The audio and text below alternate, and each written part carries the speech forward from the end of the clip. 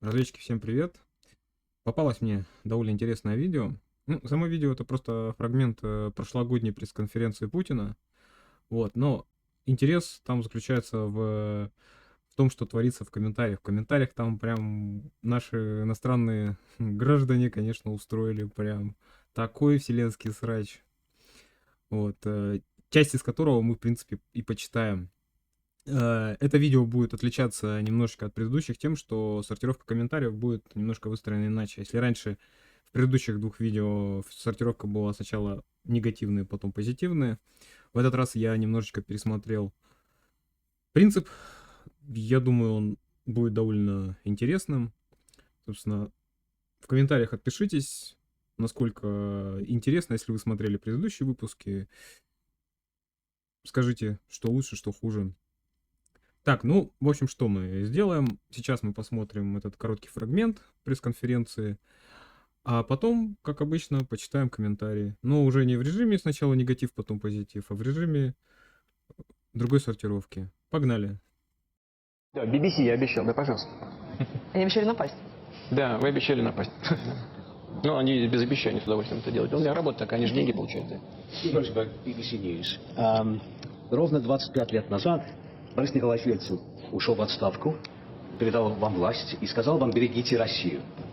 Вот спустя 25 лет, вот как вы считаете, вы уберегли Россию? Потому что со стороны, что мы видим? Мы видим значительные потери, так называемые СТО, которые вы объявили.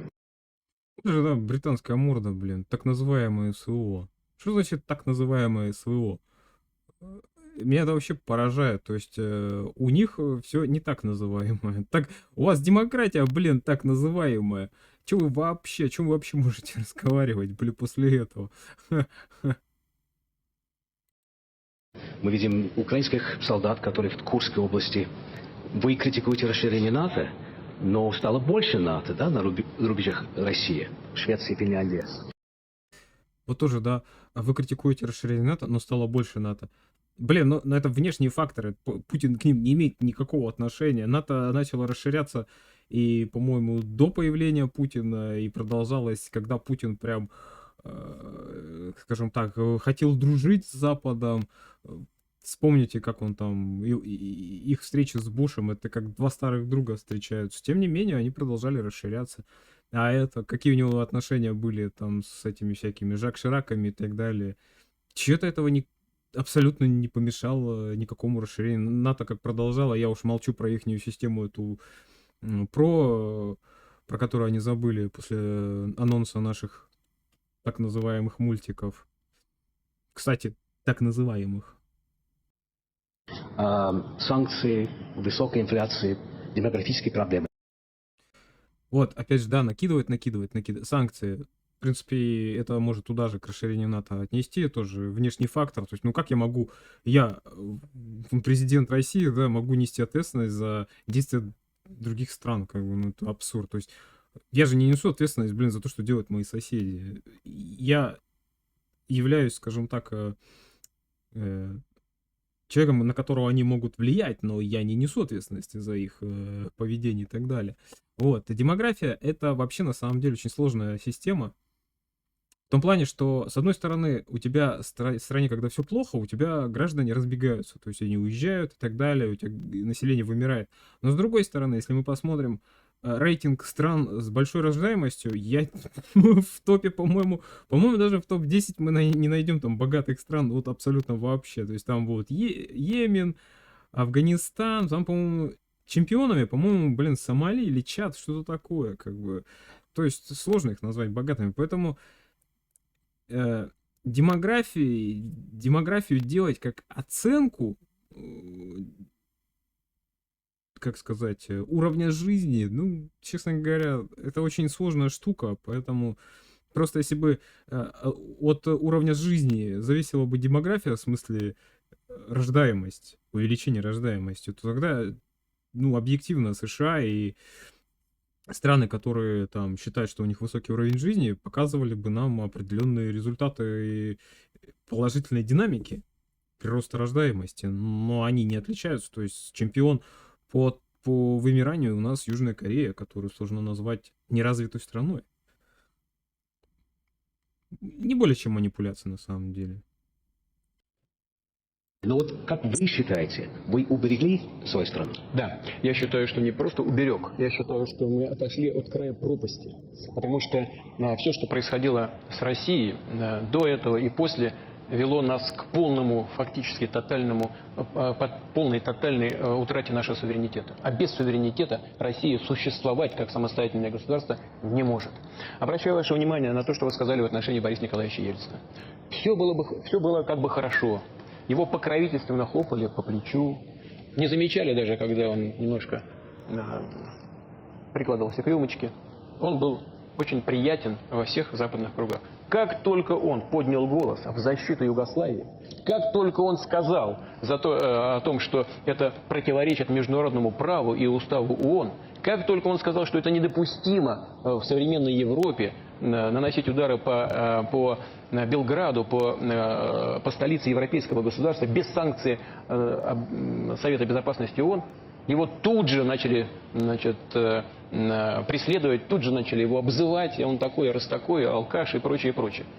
Разве вы этого не помните? И я сделал все для того, чтобы Россия была самостоятельной, суверенной державой, которая в состоянии принимать решения в своих интересах, а не в интересах тех стран, которые подтаскивали ее к себе, похлопывая ее по плечу, для того, чтобы использовать в своих целях. Вот, в принципе, на это можно было бы ограничиться. Я понимаю, что вы сейчас весь набор там изложили, который как бы подкрепляет ваши тезисы. Сказали об инфляции. Да, инфляция есть. Значит, мы будем с этим бороться. Но у нас есть и темпы экономического роста. Мы заняли 4-е место в мире по паритету покупательной способности. Это, пожалуйста, сообщите вашим читателям. 1-е место в Европе, далеко оставив позади Великобританию. Великобритания, по-моему, в 5-ку даже не входит. Меня, вот, честно говоря, в последнее время подбешивает то, что мы Британию называем Великобритания.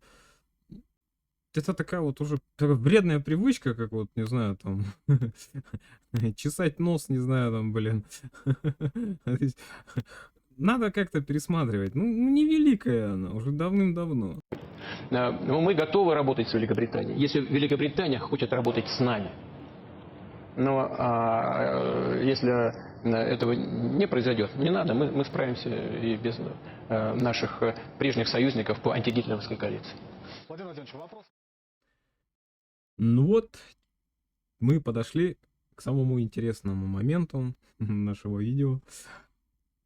Как я уже говорил, порядок будет вообще другой, отличный от старого формата, отличный от предыдущих выпусков. Собственно, что мы тут болтаем? Погнали! Единственный человек в России, который не боится задавать Путину реальные вопросы. Я поздравляю вас, сэр. Спасибо за то, что задаете реальные вопросы. Ну, вопрос этот, на самом деле, вопрос так себе. Удивительно, конечно, что они это прям считают каким-то офигенным вопросом. Но все было бы ничего, если бы не вот такой комментарий. Почему Путин не позволяет свободным СМИ задавать ему вопросы? Интересно, а Стив из BBC, он кто?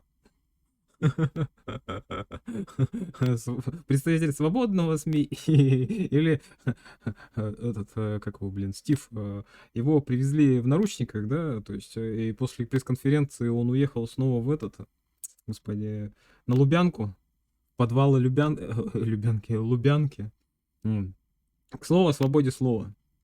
Я сказал тебе на X, что Путин вручил тебе задницу за такой глупый вопрос, и ты меня заблокировал. Думаю, ты заблокируешь меня и здесь. Но я повторю, Путин вручил тебе задницу.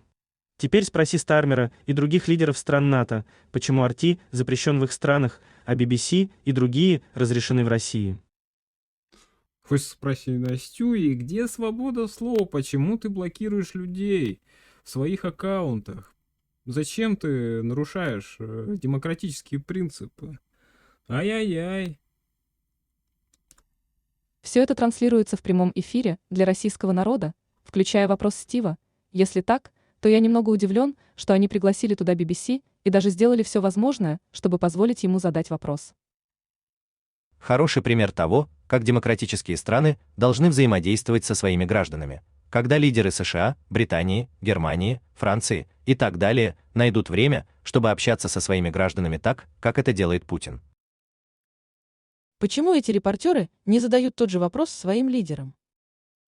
Удивительно, человек, которого западные элиты называют диктатором, спокойно отвечает на вопросы западного журналиста. А где при этом российские журналисты на Западе? Их либо сажают, либо лишают возможности открыть банковские счета. Вот вам и демократия, лицемерие в чистом виде. Когда, наконец, в России будет демократия? Вот и я хочу спросить, когда в России будет, блядь, демократия? Когда у нас начнут выгонять вот таких вот Стивов, когда у нас начнут сажать за, за посты в Фейсбуке и так далее. То есть где, блин, демократия? Нет, у нас, конечно, привлекаются люди за различные высказывания в соцсетях, но у нас их, по-моему, раза в 3 меньше привлекается, при том, что наша страна больше Британии. То есть в Британии там, по-моему, что-то раза в 3 больше, чем у нас привлечено граждан за высказывания в соцсетях. Ну, при том, что страна где-то, наверное, раза в 2 меньше. То есть, ну, как бы, действительно, где демократия, блин? Когда в России будет демократия? Ну, та демократия, которая в Британии, надеюсь, никогда у нас и не будет. Тут получается следующий бокс, бокс. Следующий блок я называю «Тупые русские». Нет, «Тупые россияне», во. Отличная работа, Стивен. Прекрасный вопрос. Этот вопрос – отличная информация на русском языке, над которой россиянам стоит задуматься. Стив Розенберг, вы жемчужина. Задавать трудные вопросы в трудное время, дипломатично и так, что, возможно, может заставить людей в России задуматься. Вот, казалось бы, да, ну, вообще, на самом деле, такая точка зрения присуща и некоторым нашим гражданам. То есть представление, что вот мы-то знаем на самом деле, как что происходит, а вот они, живя в своей стране, они вот не понимают, что их обманывают. Вот, и вот, по сути, вот демонстрация примерно такого же подхода. То есть они там на своем Западе думают, что мы тут прям дурачки такие, и не понимаем, что Путин нас обманывает, он нам рассказывает чушь, а мы такие верим. Мы же не ходим в магазин, мы же там не ездим на транспорте, не пользуемся дорогами, то есть железными дорогами, самолетами. То есть мы сидим у себя дома и смотрим телевизор, и роботы приносят нам пожрать, а может даже не роботы, эти как их, надзиратели тут заглядывают к нам в глазок, смотрят, как мы тут, не умерли ли еще. И заботливые граждане Запада, они переживают, как же русские там бедолаги выживают, их же всех обманывают, они же такие дурачки. Меня вот эта, честно, точка зрения, честно говоря, она меня вообще поражает. Ребята, перестаньте считать себя умнее всех. Это приведет вас к большой беде. Серьезно вам говорю. Вот. Ну и в продолжение этой темы. Какой смелый поступок задать такой важный вопрос. Путину пора уходить. Ну да, вот хрен или, не знаю, мадам из Канады вдруг решила, что Путину нужно уходить. Во-первых, сначала стань гражданином Российской Федерации, а потом что-то тут вякай нахер. Потому что, ну, блин, почему гражданин Канады мне указывает, точнее, он указывает моему президенту, нужно ему уходить, не нужно ему уходить. Я, как гражданин Российской Федерации, буду решать, блин, уйти Путину или нет. Ты там нахер вообще помалкивай, блин, чучело. Ты со своим Трюдо разберись, блин.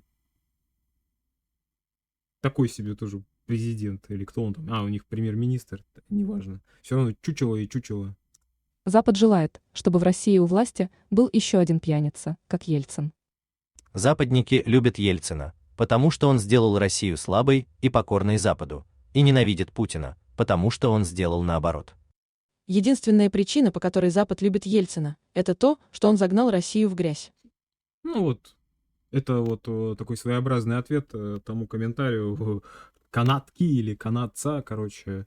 Ну там просто в нике слово, никнейм этого человека содержит слово Канада. Я делаю предположение, что он из Канады. А эти вот последние 3 комментария, это вот как раз ему ответ, что как раз... Ну, это мы, в принципе, и понимали, да, что ходит же байка, там, не байка, шутка.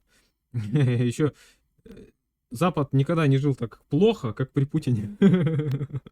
Это же, ну, блин, шутки шутками, но это же отражает реальную действительность. Как-то странно мы начали тут прибираться в плане там ресурсов, да, там контролировать их лучше, и как-то Западу стало плохо. То есть, когда налево-направо они продавались, как-то у нас все было плохо, а у них все было хорошо. Как вы выживаете после многих лет смелых вопросов в России? В чем секрет вашей защиты? Уважение Стиву Розенбергу. Ни один российский журналист не осмелился бы бросить вызов руководству. Его бы выбросили из окна. Ты смелый, держись подальше от открытых окон. Тема с окнами, это вот, честно говоря, на самом деле она очень распространенная в том плане, что я читаю очень много комментариев, где люди, типа, вот такой стёб, типа, знаешь, такой же мем стал, вот это вот, типа, в России очень любят выпрыгивать из окон. На самом деле, тут они тащат вообще скелеты своего шкафа, потому что если мы посмотрим в рейтинг падений, неважно, там из окна, там нету статистики по падениям из окон, есть статистика, в принципе, по обращению за медицинскими услугами вследствие падений. Так вот, Британия — это чемпион мира. Единственная смертность вследствие падения у них низкая. А все почему? Потому что у них как минимум 2 фонда. Я тут себе даже выписал, как они называются, потому что, блин, там длинные названия. В общем, первый фонд — Королевское общество по предотвращению несчастных случаев и Британский фонд по предотвращению несчастных случаев с детьми. Вот эти 2 фонда, короче, они провели там кампании социальные, короче, направленные вот как раз на минимизацию падений из окна. То есть, ну, объективно говоря, товарищи британцы, уж кому-кому, но не вам это тут по поводу падения из окна-то стебаться, потому что у нас-то, объективно говоря, и цифры меньше, и страна больше. И это о чем говорит? Как вот не посмотришь этих вот, которые к нам приезжают, что британцы, что американцы, что, ну, любые другие иностранцы, у них первое, что происходит, они обращаются за медицинской помощью, там ребенок башкой ударился.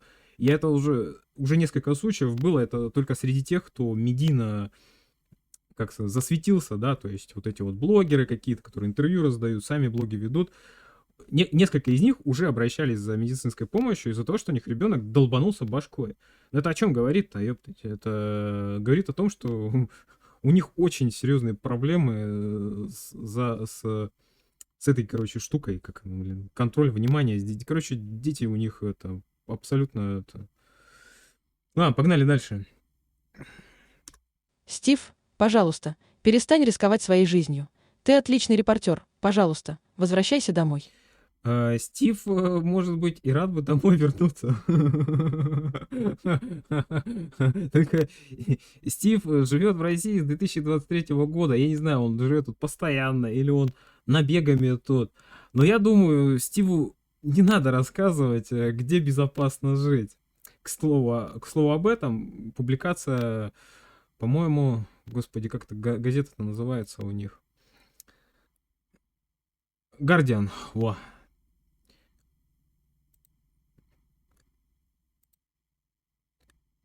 Вот, Лондон превратился во что-то сумасшедшее, город во власти волны преступности. Ну, тут в заголовке вопрос.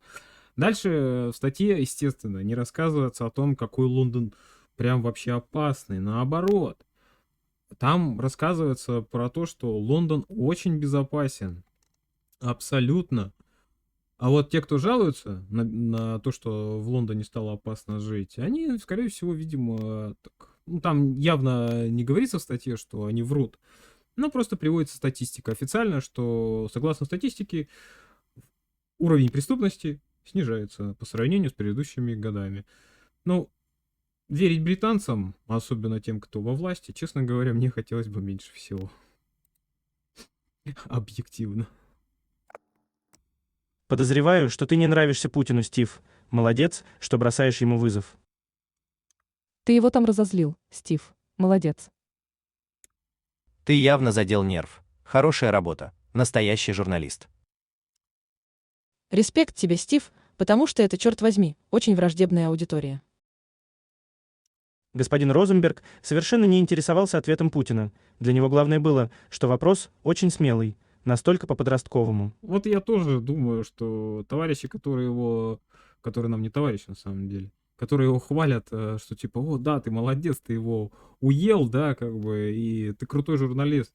Честно говоря, хочется спросить, вы, ребята, вообще нормальные? Нет, то есть это у вас является журналистикой, что ли? Тупо нахамите президенту, блин, самой большой страны в мире, что ли? Это у вас, типа, уровень журналистики? Да. А теперь попробуй задать похожий вопрос любому из своих политиков. И посмотрим, сколько времени пройдет, прежде чем ты потеряешь работу в демократическом Западе. Ахахахахаха. Ахахахаха. Прикольно. На самом деле, блин, серьезно, ну, к- это же, ну, абсурд. Ребята, ну вы же видите прекрасно. На самом деле, я все прекрасно понимаю, откуда берутся такие граждане. Это какие-то уже там обозленные, у которых просто вот эта вот часть мозга, которая отвечает за логику, она у них отмерла, либо отключена за неуплату, но которые просто руководствуются этими инстинктами «бей или беги», то есть на уровне вот этого вот первобытного принципа. Вот. Им просто нужен объект для ненависти. И товарищ Розенберг, да, как бы британец с еврейскими корнями, по сути, грубо говоря, аккумулирует именно вот такую аудиторию. А, нахамил Путину, о, герой. Ну, это... Помните товарища такого интересного с Украины? Вот. У него же тоже, по сути, примерно та же самая задача была. Только он ее решал более примитивно и более в хамской форме. То есть нахамить, там он герой, а здесь его, наверное, охрана от пресс-центра, ну, я не знаю, как это называется, где пресс-конференция проводилась с Путиным. Мне кажется, он под охраной либо на самолет, либо куда-то в закрытый какой-то коттеджный поселок. Потому что я не знаю, потому что объективно, ну, как не возжелать втащить такому человеку, это очень сложно. Я предполагаю, что господин Розенберг задаст своему единомышленнику Нетаньяху такие же сложные вопросы. Мне бы очень хотелось, чтобы Трамп, или Байден, или Стармер, или Макрон ответили на похожий вопрос. Ха-ха, неплохая попытка, но господин Розенберг вышло не очень успешно. О чем я и говорю. Гражданин Розенберг, вы обосрались. На самом деле, Розенберг плюс-минус-то понимает, потому что, ну, слушай, последнее, во что я поверю, что Розенберг тупой. Возможно, небольшого ума, но он не тупой. Он прекрасно видит. И, опять же, повторю, он здесь живет, тусуется, короче, в России с 2003 года. Он видел, ну, 2003 год, блин, я вспоминаю, у меня тут рядом через микрорайон есть улица Возрождения, и там прям такой большой-большой девятиэтажный, он большой не в высоту, он большой в длину, он такой углом.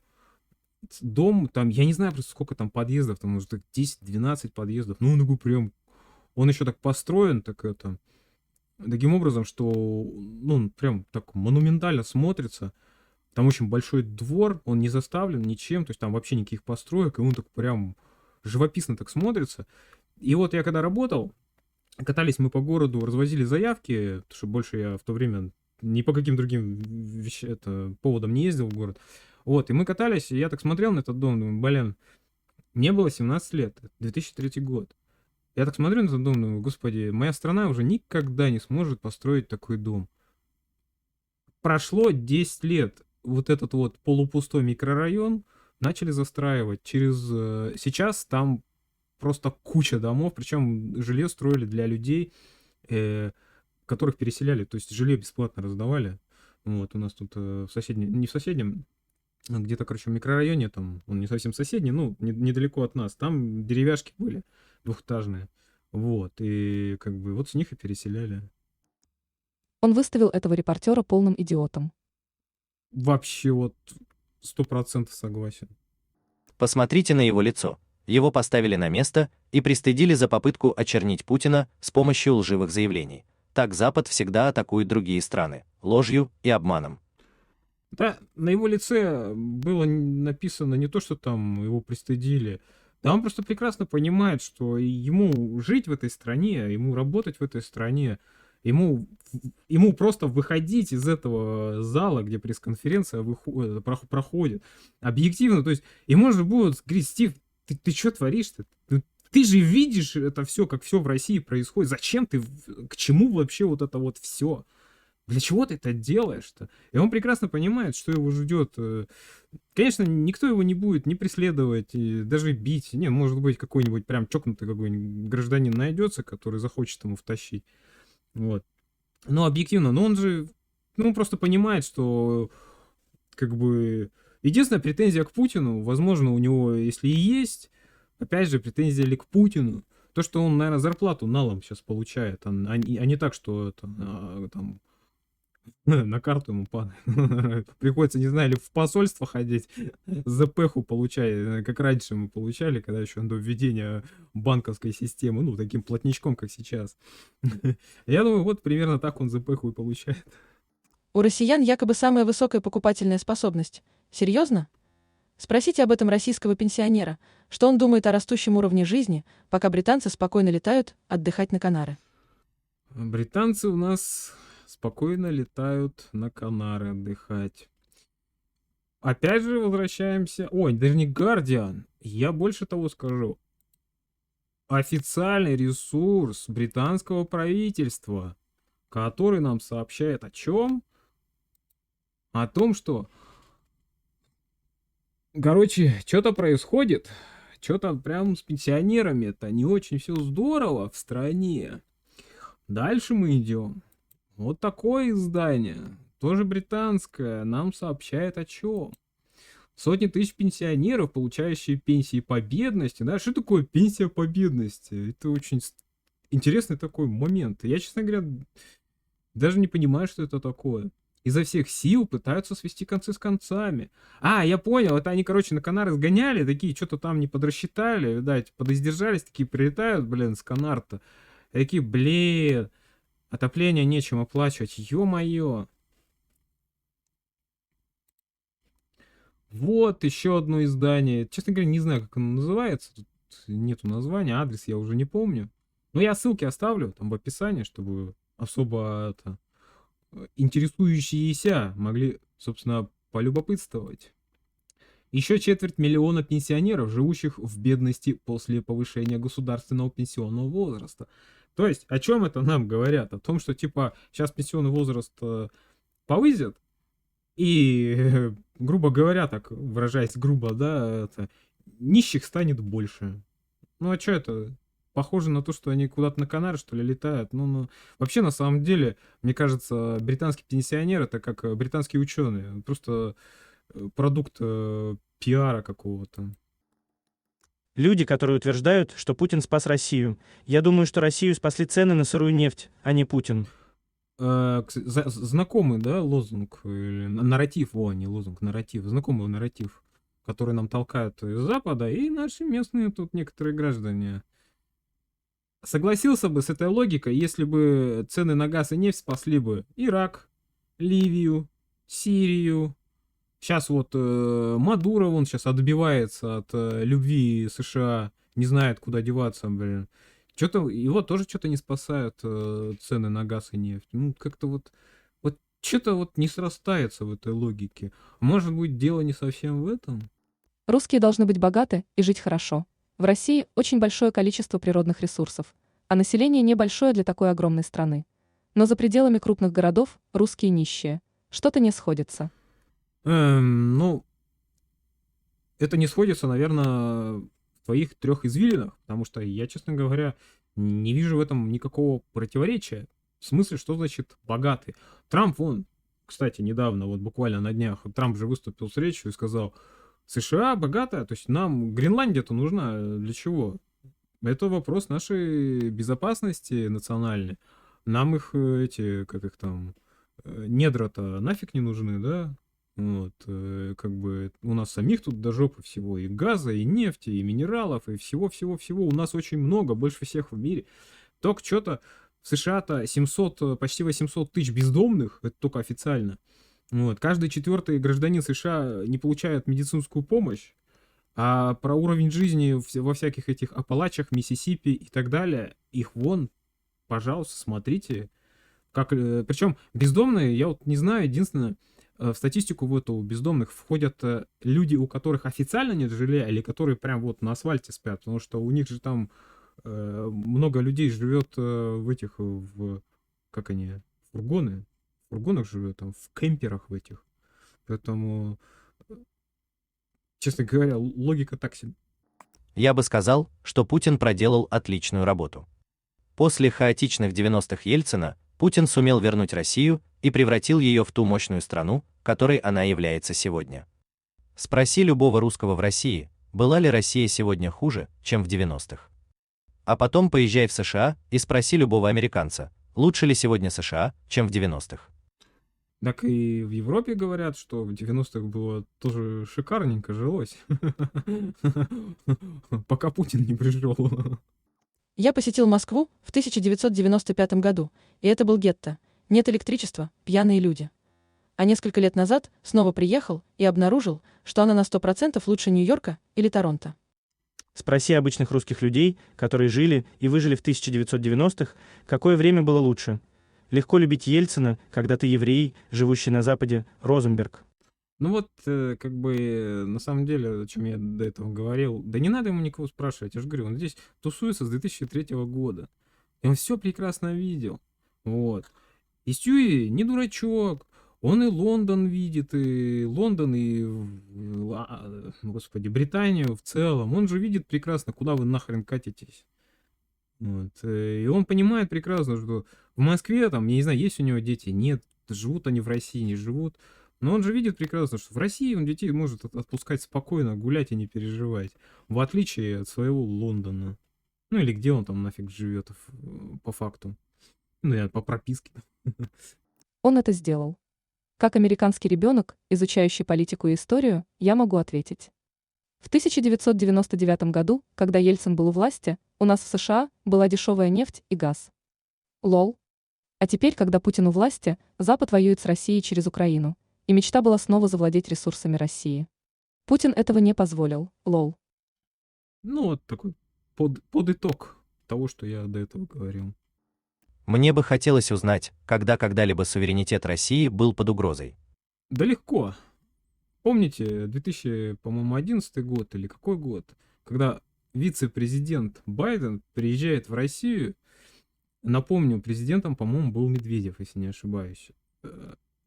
Байден приезжал к нам в страну, и здесь нас, россиян, может быть, не всех, но какую-то часть, но тем не менее, агитировал, чтобы мы не выбрали Путина. Типа, Путина не надо выбирать. Это, вашу мать, это суверенитет, что ли, блин? Ну, понятно, когда суверенитет России, в принципе, был под угрозой. Ну, в тот момент, я не знаю, был ли он под угрозой, как может быть под угрозой то, что вообще не существовало? Как можно даже сейчас представить, что там, ну, хорошо, не Путин, Мишустин, Медведев даже тот же, да, там, он тоже занимает немаленький какой-то пост, да, в правительстве там. То есть он, ну, мы можем себе представить, он приезжает в США и говорит, а не надо выбирать Байдена, выбирайте Трампа. Ну, это все, это смерть, сразу смерть Трампу, ну, и ему там тоже достанется самому Медведеву. То есть как мы... Это вообще просто абсолютно нелепо, и такой сложно себе представить. Но, тем не менее, вот вице-президент США приезжал к нам в страну и что-то тут квакал. Сука. А как насчет суверенитета Украины? Ну, как насчет суверенитета Украины? Положили американцы большой болт на суверенитет Украины еще, по-моему, в 2013 году. По-моему, где-то тогда, по-моему, случился Майдан. Если я не ошибаюсь. Я сейчас прикалываюсь, если что. Не надо писать мне, что я что-то там не забыл, не помню. Ну, слушайте, ну, объективно. Ну, какой суверенитет Украины, блин? Американцы первые нахрен уничтожили этот суверенитет, если он вообще, конечно, когда-либо существовал. Англосаксонская журналистика в лучшем виде. Конечно, Россия занимает 4-е место по экономике, положив конец гегемонии англосаксов и имея лучшую армию в мире. Это гораздо хуже, чем правление Ельцина. Ну, я думаю, это сарказм. Перевод правильный, и это, наверное, сарказм все-таки. Мы в Великобритании так одержимы инфляцией в России и тем, как страдает экономика России, что забываем, насколько сильно наша страна скатилась за последние 25 лет и насколько серьезны наши экономические проблемы. Да. Я думаю, что ты попал в точку. У нас, у некоторых граждан тоже есть такой прикол. К счастью, все меньше и меньше мне попадаются такие люди, которые переживают о Западе больше, чем о своей стране. Жалкая попытка очернить человека. Путину достаточно сказать, что мы не отрезаем гениталии и не блокируем пубертат, чтобы получить моральное превосходство над Западом. Человек на святое покусился. Путин позаботился о России. Хотелось бы, чтобы наши так называемые лидеры в Великобритании сделали хотя бы половину этого. Ну что, коллеги, на этом как бы и все. В принципе, пишите в комментариях, что думаете по этому поводу. по поводу тех или иных комментариев. Вот, также интересно, что вы думаете по такой вот компоновке комментариев. Мне лично понравилось, то есть я вообще прям доволен. То есть предыдущие выпуски это были такие пробы пера, то есть тут уже прям мне понравилось. Мне даже работать над этими комментариями понравилось, когда я их уже сопоставлял и так далее. Вот. Спасибо, что досмотрели до конца. Буду благодарен, если оцените это видео лайком, поддержкой в виде комментария. Ну и лайк, естественно, тоже. Это тоже поддержка. Так что это видео в этом году последнее. Поэтому поздравляю вас с наступающим Новым годом. Надеюсь, следующий год у вас будет гораздо интереснее, менее геморройнее, чем этот. Я не знаю, как у вас. У нас этот год был очень тяжелый. Ну, в смысле, у меня и моих близких и друзей. Поэтому я надеюсь, что следующий год нас порадует чем-то позитивным. Не только нас в частной какой-то жизни, но и в целом, как и страну. Так что всего вам доброго. До скорых встреч в новом выпуске.